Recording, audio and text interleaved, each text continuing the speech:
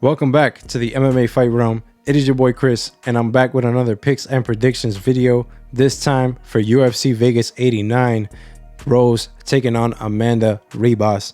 Now, if you guys want to stay updated on anything UFC 300 or any fight announcements, live betting odds, UFC content, follow the Instagram at MMA Fight Realm, where I also post my bets, postcard recaps, which is also in the community tabs, and any pick flips, anything like that at MMA Fight Realm. Follow the Instagram, guys. Like the video, subscribe. Let me know what you think of the picks and predictions in the comments, and let me know your picks in the comments as well. Let's get into it, guys. Leading off the card, we got Andre Lima taking on Igor Severino. Now, undefeated fighters making their debut, coming off Contender Series wins, where except Lima earned himself a contract by decision where he outclassed his opponent for 3 rounds.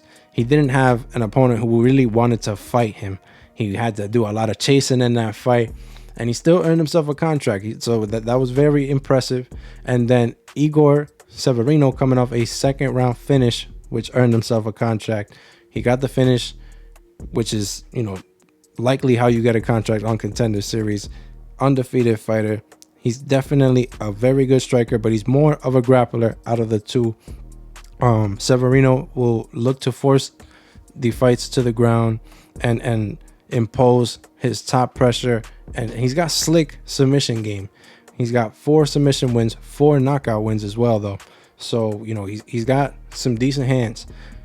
Lima also has some decent hands. This guy has over 80 kickboxing fights in the regional scene. He's got some MMA fights. He's also a brown belt in BJJ. Andre Lima, I'm gonna say, is the more experienced fighter coming into this debut. I think that he will have the advantage on the feet. He's a very good counter striker. He's a very good forward pressure striker. He can mix it up, man. He can mix it up very well. He's not gonna accept bottom if he does get taken down, and he's got very good takedown defense. We saw that on Contender Series. I'm gonna go Andre Lima by decision or by finish in this fight. I think if he does get it done by finish, it will be by knockout. But I do think that he can earn himself if at the least a decision win against Igor Severino, keeping it on the feet, applying that pressure that he applied on Contender Series, and just being overall too much for Severino on the feet. Like I said, he's a more experienced striker in this fight. So I'm leaning on that takedown defense for Andre Lima. Next one, we got Mohammed Usman taking on Mick Parkin. We got some heavyweights, guys. The heavyweight action. But not the heavyweight action that us fans want to see. I think these two, we've seen decision wins out of these two. And we also saw Mohammed Usman get a knockout win, but it was against Zach Pauga. And that's the thing for me is Mohammed Usman hasn't really fought. He's only really fought one true heavyweight, and that's Junior Tafa. Junior Tafa, not really one of the best heavyweights, who's also even contemplating moving down to light heavyweight from what I've heard. So, Mohammed Usman, he fought Jake Collier, blown up middleweight, Zach Pauga, who moved down to light heavyweight, and then he fought Junior Tafa, earned himself a decision win against Junior Tafa. So we do see that he can beat heavyweights. He doesn't really, now he's taking on, I think, a true heavyweight in Mick Parkin. We're going to see, can he get those takedowns that he gets when he's in trouble? Can he get those, can he get the top control that he needs in the fights that we've seen him in? Because on the feet, it's bad. He doesn't have the footwork. He doesn't put his hands where they're supposed to be in terms of defensively. And Mick Parkin is a point fighting heavyweight. Point fighting heavyweight style could be a big problem for a guy like Mohammed Usman. Mick Parkin doesn't have a lot of finishing power, but the jab, the point fighting, I think if he just keeps applying that jab, keeps putting it on Mohammed Usman, avoids the takedowns, keeps this fight on the feet, it's going to be a long night for Mohammed Usman, and he's going to be throwing wild. I'm going to go Mick Parkin here by decision to get it done. He's going to keep getting these decision wins against guys like Mohammed Usman and whatnot. until he gets knocked out. This point fighting style is going to stop working when he gets knocked out. But a guy like Mohammed Usman, I don't think it's going to get it. I don't think he's going to be the one to do it to Mick Parkin. I'm going to go Mick Parkin here by decision. Next fight, we got Montserrat Rendon versus Darya Zheleznyakova. Darya making her debut, and Montserrat Rendon only her second fight in the UFC. I do not like Rendon's style. I do not like it at all. She's 35 years old and already only her second fight in the UFC. Majority of her wins are by decision. She does no finishes. And she's been getting these split decision wins. In her first UFC fight against Tamires Vidal, first round did not look good. First round did not look good for her. And then in the later rounds, she was able to apply her game plan, which is to force the clinch and get the takedowns. But she just wins her fights off of top control and not much. I don't see submission game out of her. I don't see ground and pound game out of her. Like, it's tough. It's tough for her to win majority of her fights. And Darya, she's, only losses to Melissa Dixon, where she got taken down and she gave up her back trying to get up. Melissa Dixon was all over that. You cannot give up your back against a girl like Melissa Dixon. And eventually she just, got beat up to a pulp in that fight. I don't think that Rendon is as dangerous as Dixon if she gets the takedown. I think that Darya could look to find her way back up. She is very, very active on the feet. She's going to be the better striker. She's going to look to knock you out. Darya making her debut. I'm not betting on this fight, but the pick is going to be Darya Zheleznyakova to get it done by decision in this fight. I think that she could win, or she could even finish Rendon if Rendon doesn't get those takedowns that she so desperately needs in this fight. I'm going to go Darya by decision. Next one, we got Stephen Nguyen taking on Jarno Errens. Stephen also making his debut, coming off Contender Series, but he's had 3 fights on Contender already.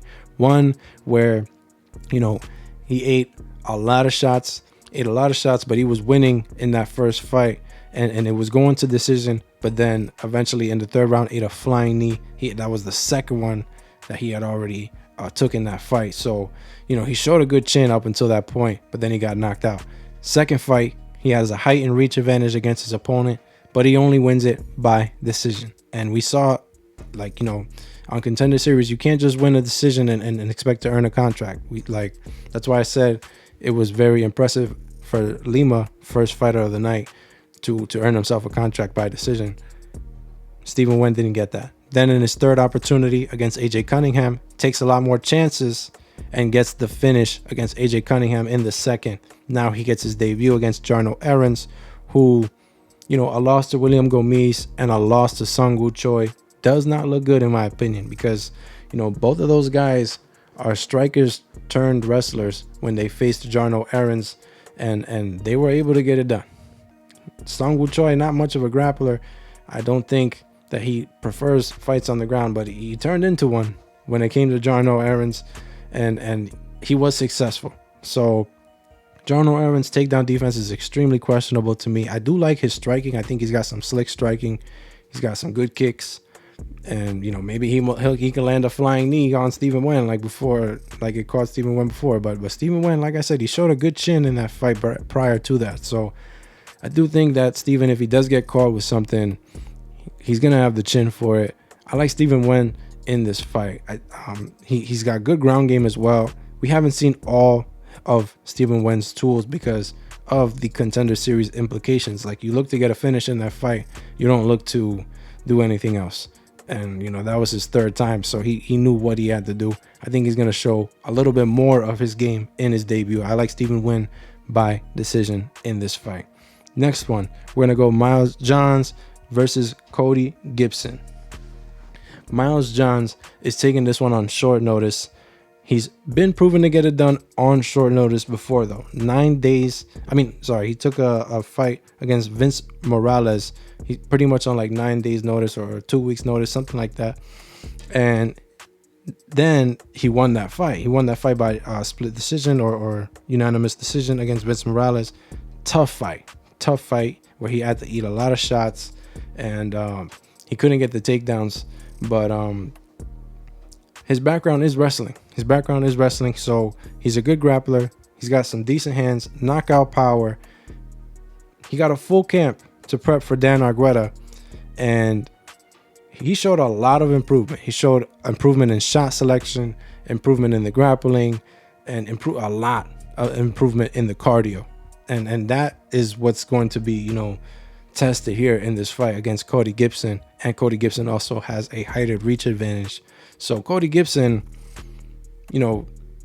definitely high pace, high output fighter. He's going to put a lot of pressure, but he's only getting older now. He had a very, he had a hard war against Brad Katona, guys. Brad Katona, I'm trying to be humble here, but I don't think Brad Katona is UFC caliber. Okay, so going to a war with Brad Katona doesn't show me much, and it also shows me that Brad Katona was at a height and reach disadvantage, but he was able to catch Cody Gibson with some mean hooks, some mean shots to the body, and I think that Miles Johns could do the same. Miles Johns will look to do the same, and he will even mix it up with takedowns. So I'm gonna go Miles Johns in this fight. I think he should get it done by decision, mixing up his game, his style, getting the takedowns, getting the using the striking to his advantage to get the takedowns. He's got knockout power, man.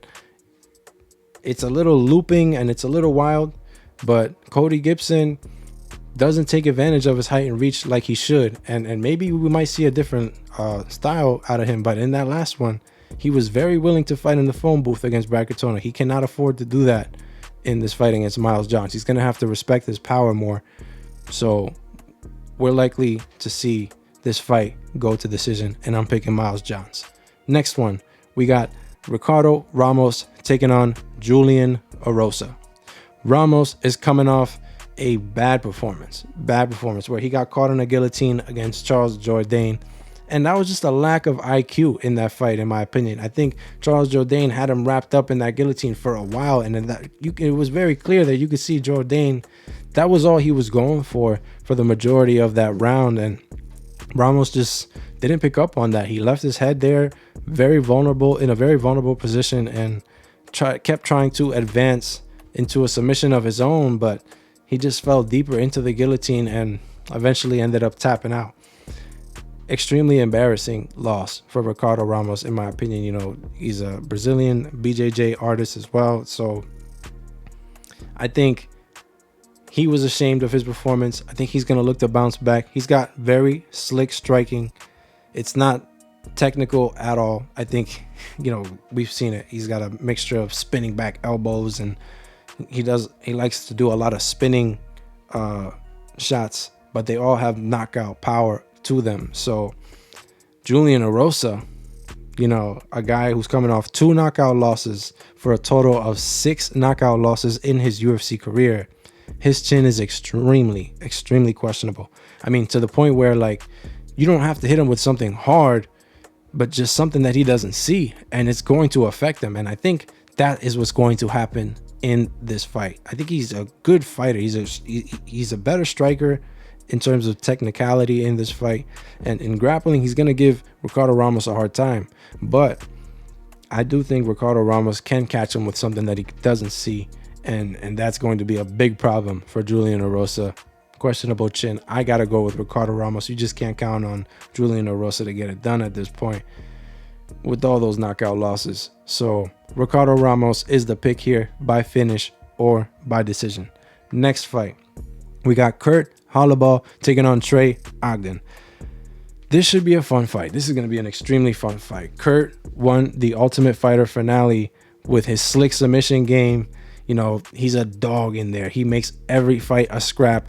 If you know of a fighter who doesn't take a step back, will not accept to take a step back when he's in danger or when their opponent is coming forward, it's Kurt Holobaugh. I mean, this guy does not walk back. He will come forward, and sometimes it puts him in danger. So sometimes he gets caught bad, but he finds his way to put himself in fights. He works the fight to his advantage every time, because he's a very slick submission artist, and I think it gets very underestimated in his fights. But taking on Trey Ogden here, that's going to be really tough to pull a submission off, because Trey Ogden, his background is the grappling. He's got 11 submission wins. He's got no knockouts. So Trey Ogden, his background was the grappling. He's learning the striking as he goes, and the striking has only gotten better. Trey Ogden looked really good in that performance against Nicholas Mota. He was outclassing him on the feet, outclassing him in the grappling, and he was going to go on to get a submission finish if it wasn't for that early stoppage. But you know, he was piecing him up in that fight. You might as well give Trey Ogden the win, but they said early stoppage, so it's ruled a no contest. And now he's back with a vengeance, because he ain't get a full pay. I don't think you get full pay when you get a no contest. So he's back with a vengeance, and he's riding a good momentum here, taking on Kurt Holobaugh. This is going to be a tough fight. But I got to go Trey Ogden by decision. I think that he does have the tools to meet Kurt Holobaugh in the ground game. And if he doesn't get caught with something slick, he should win this fight by decision.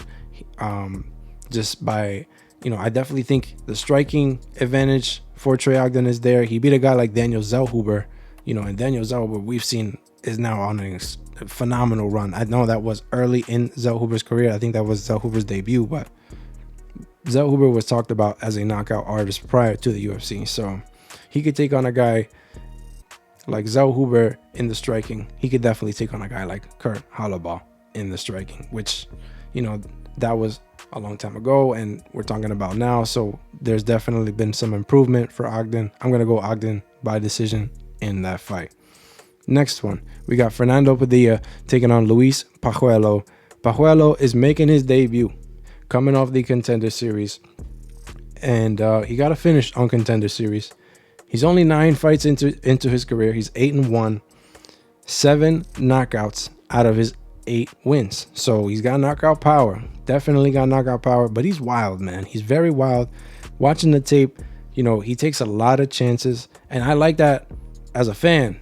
But, in terms of making a pick, it concerns me because, only 9 fights into your career, taking so many chances against guys, eventually you're going to meet an opponent that you just can't do that. And I think Fernando Padilla, who's going to have a height and reach advantage, he's got a lot more experience. He's 15-5, and he's 2 years younger. So 2 years younger with more experience, height and reach advantage. If he keeps this fight at his distance, what is Pajuelo going to be able to do? He's going to be taking too many chances, and he might get caught himself.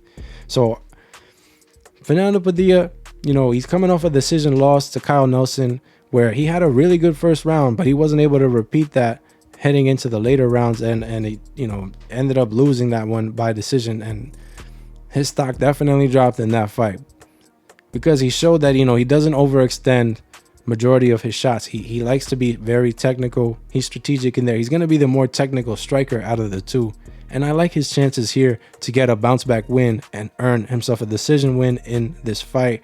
I think simply just by keeping himself out of danger, making it a point fight, using his height and reach to his advantage, he should earn himself a decision win here, avoiding the danger that is Luis Pajuelo and the wildness that is Luis Pajuelo. And yeah, I think experience is going to play a big role in this fight. Like I said, only 9 fights for Pajuelo. I'm gonna go Padilla by decision. Next one, we got Billy Quarantillo taking on Youssef Zalal. Billy, it feels like we haven't seen him in a while. It's been like 7 months since he's fought. But I say that because his fights are always fun to watch. This guy always is in a scrap. He does not mind it being a scrap. And that's what you love as a fan. Like I just said earlier for Luis Pajuelo, this guy, Billy Q, he is also taking chances, but he takes chances a lot more technically. His adjustments from round 1 to round 2 are very, very good. We've seen that he's had some very bad round 1s, but at the end of the round 1, you don't see him really looking, deterred or like unmotivated or looking like he's out of the fight, because at the end of it, he's smiling, or he's just like, he's ready to go back to his corner and talk about what adjustments he needs to do, because in the second round he's a different fighter, and he reminds me, like a little bit of Peter Yan in terms of that, like, having to read you in that first round, and then in the second round he's like, all right, I got you, I know what I need to do.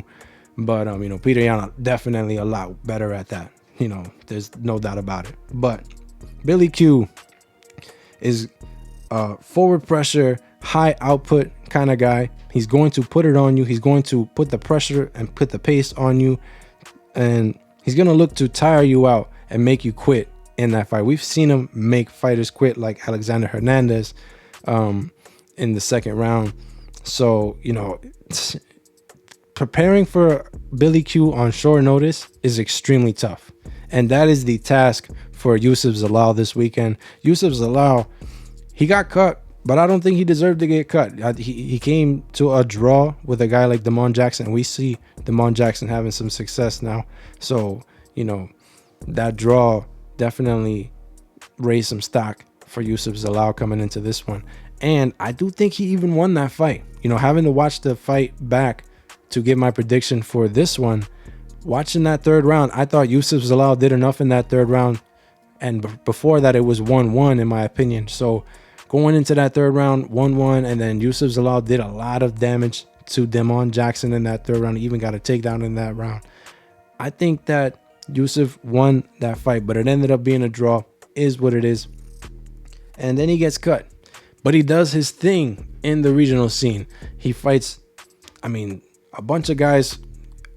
You can say that they obviously don't belong in there with him, right? But he proves that because he gets it done all by finish. I believe he had 3 fights in one night where he had a mixture of kickboxing and boxing, and then the final one being MMA, all finishes. And Youssef Zalal is definitely the younger fighter. He's got good grappling. I think he's going to meet Billy Q in a lot of Billy Q's game, but it's the cardio that's going to be a huge question mark for me.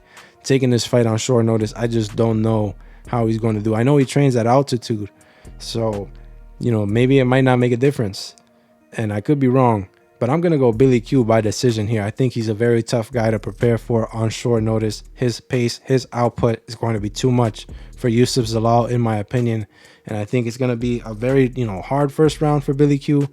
But like I said, in those later rounds, he's just going to be able to put that pressure and put that pace on with the full camp Billy Q.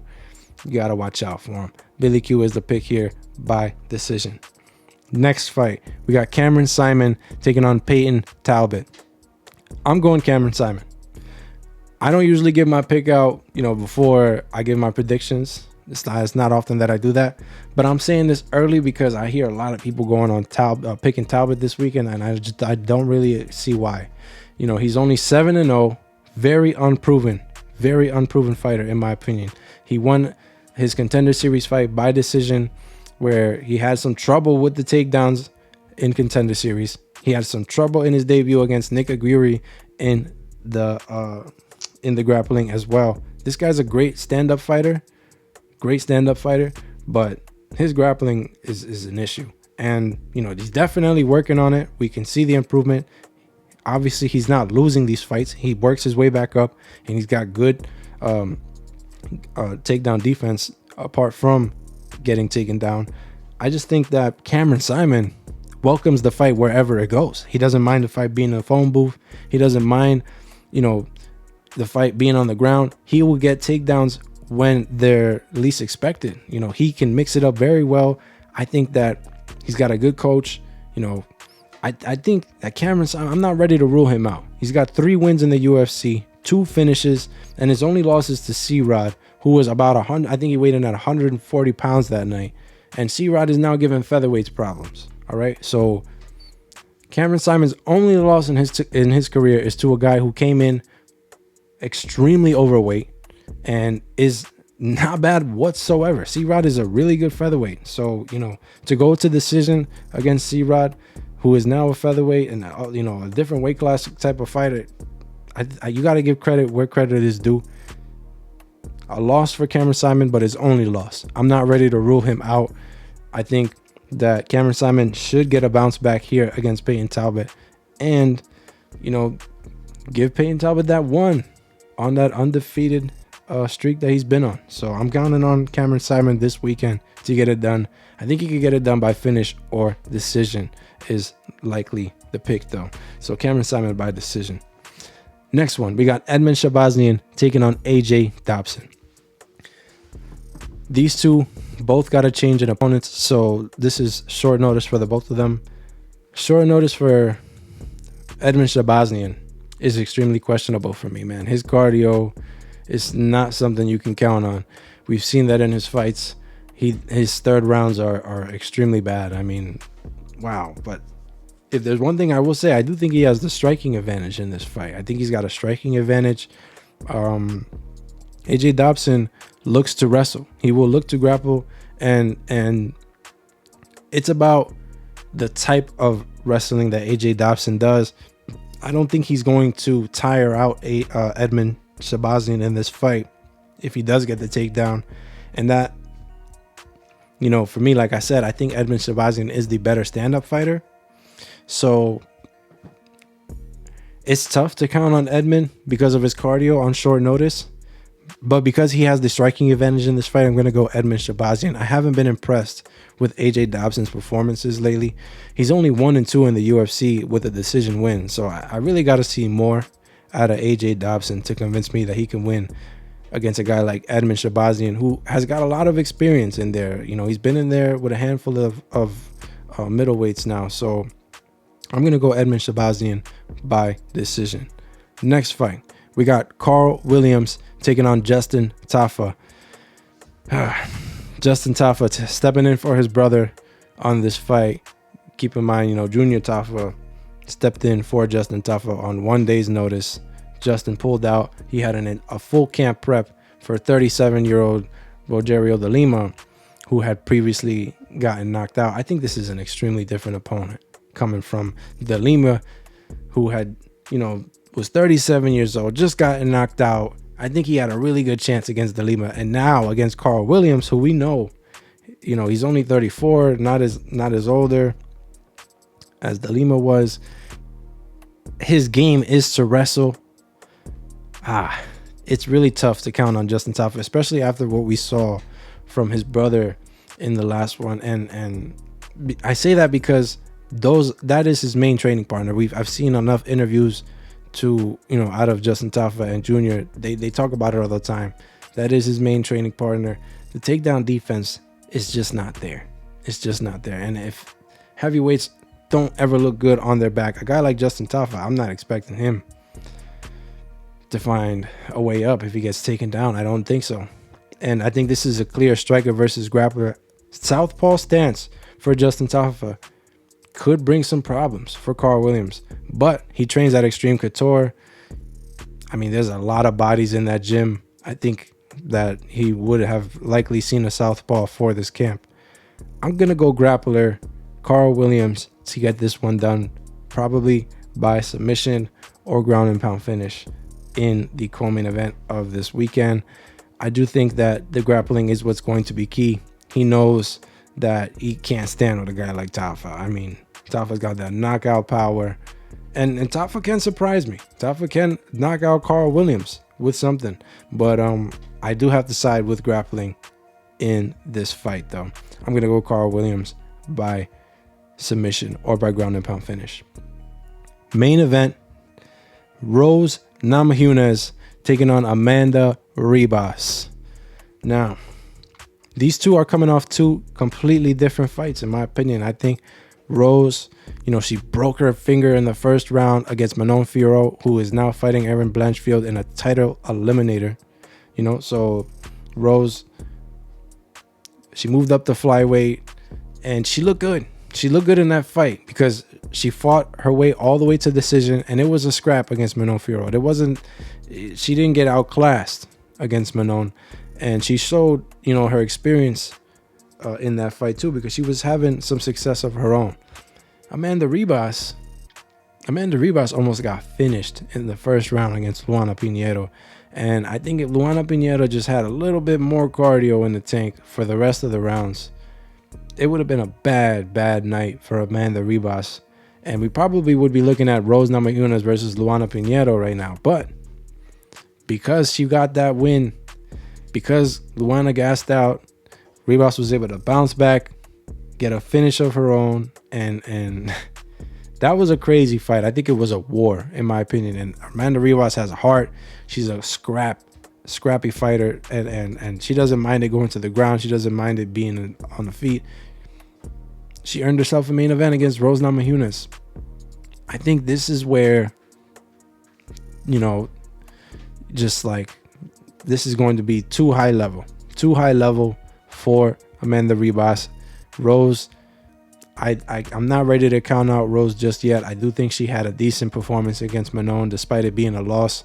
She was injured from round 1 up until the end of the fight. So I do think that if she comes into this one fresh, no injuries, you know, I'm not questioning her motivation like other people are. I do think that she gets a decision win or even a finish against Amanda Ribas in this fight. I'm not seeing many ways for Ribas to get it done other than, you know, Rose, you know, having a cardio issue, and that we haven't seen that out of Rose either.